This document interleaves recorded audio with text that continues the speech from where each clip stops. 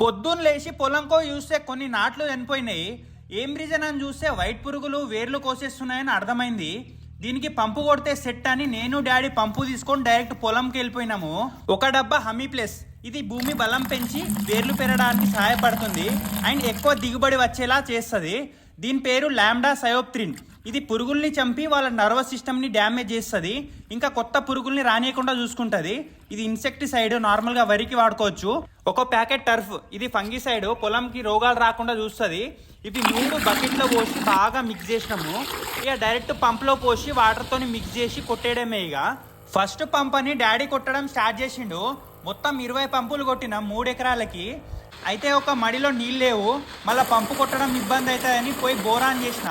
అప్పటికే డాడీ కొడుతూనే ఉన్నాడు. ఇక కొట్టడం సక్సెస్ఫుల్గా అయిపోయింది. ఇంటికి వచ్చేసినాం బైక్ మీద. మళ్ళీ నెక్స్ట్ డే పొలంకో చూస్తే వైట్ పురుగులు కుప్పలు కుప్పలు బయటపడ్డాయి. పక్షులకి మంచి ఆహారం అయిపోయింది. ఒక పురుగు అయితే గిలగిలా కొట్టుకుంటుంది. చూసి చాలా బాధేసింది, కానీ ఏం చేస్తాం, మనకు పొలం ఇంపార్టెంట్. ఇంకో 10 డేస్లో మంచిగా పచ్చగా హెల్తీగా అయిపోతుంది ఇక పొలం.